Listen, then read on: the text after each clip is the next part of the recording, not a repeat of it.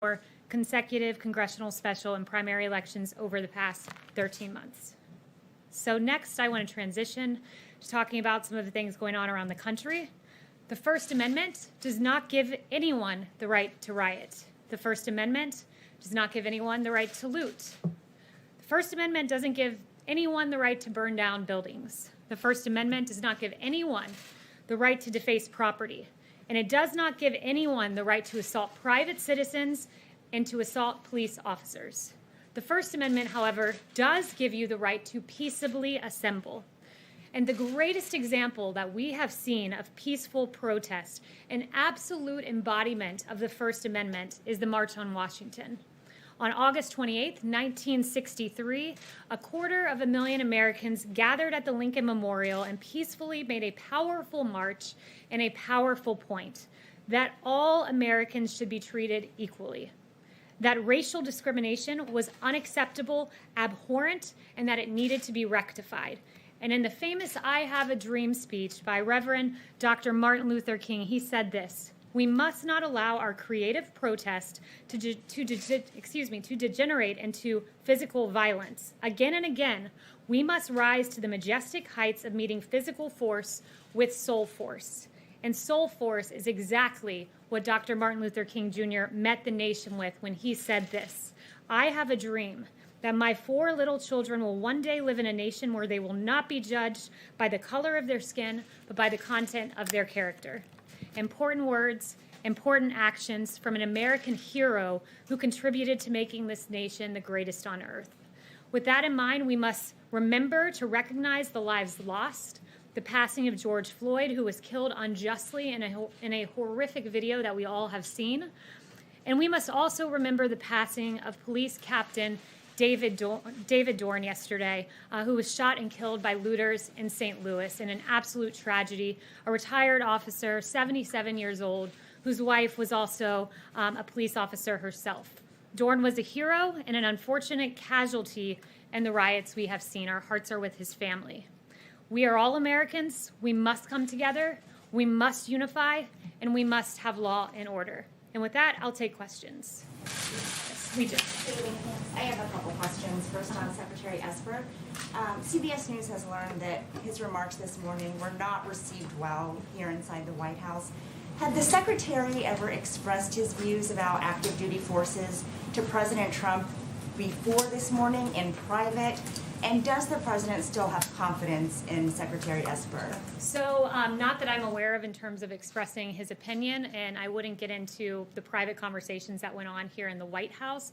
And with regard to whether the President has confidence, I would say if he loses confidence in Secretary Esper, I'm sure you all will be the first to know. But as of right now, he still does? As of right now, Secretary Esper is still Secretary Esper, and should the President lose faith, we will all learn about that in the future.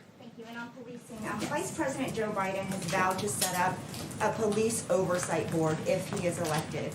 Is President Trump considering anything comparable or any other specific legislative and policy reforms to address racial disparities in policing? So there have been various things discussed here in the White House. I don't want to get ahead of the President as to what he ultimately determines. The President believes that most police officers in this country are good, hardworking people, and he notes that, but he also notes some of the injustices we've seen and the need to make sure that the appropriate use of force is used and that our officers are trained in that capacity. So he is considering some sort of federal oversight? There's been discussion of various proposals that we could look at, but no announcements on that front just yet. Jim. Kayleigh, you mentioned Dr. King. He likely would not have approved of what took place Monday evening across from the White House, as you probably know. If the White House president and his team had to do it all over again, would you have gassed and pummeled protesters to clear the park so the president could have a photo op? So let me first address no tear gas was used and no rubber bullets were used. So again, no tear gas was used, no rubber bullets were used. Why are you making that distinction? Chemical agents were used. Let me back up. Episcopal priest who said she was gassed. Others say they were tear gassed in that area. Well, no one was tear gassed. Let me make that clear. That's been confirmed by DOD and by Park Services as well. So let me go back and address what happened because there's been a lot of misreporting. First, I would note that these protests that were going on, in the morning, AG Barr had determined that we needed to expand the perimeter by 1 block on each side.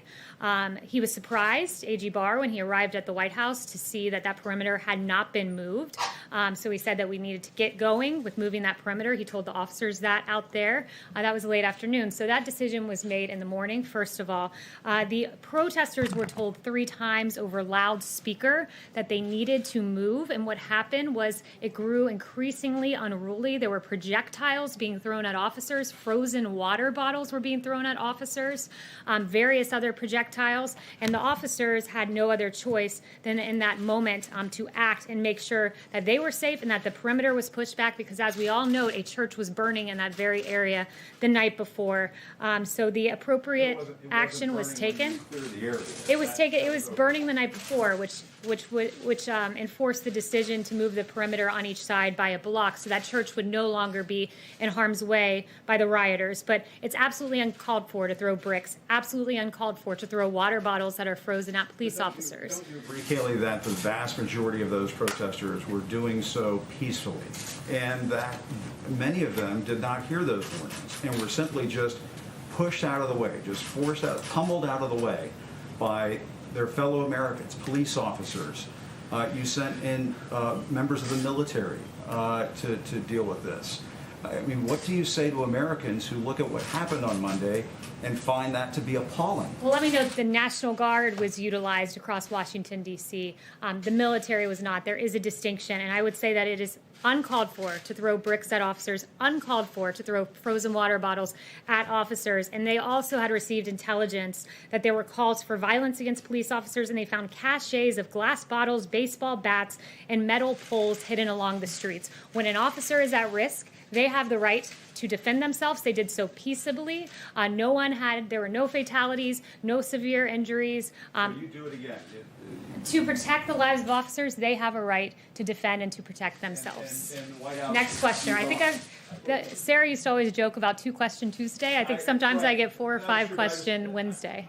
I just want to make sure that people who have a problem with what they saw Monday have a chance to have that addressed. And, I mean, what do you say to Americans who are just outraged by what they saw? And for the president to go and have a photo op in front of a church. What I would say is this: officers have a right to defend themselves. And, I've watched a lot of your coverage. I've watched a lot of the nation's coverage. And let's go through some of the things that happen when officers don't defend and protect themselves. In St. Louis, 4 police officers were shot. In Las Vegas, an officer was shot in the head and is on life support. In New York, a cop was beat up by people. In Providence, 4 to 5 police officers and state troopers were injured. And in Ashbury Park, New Jersey, a police officer was injured.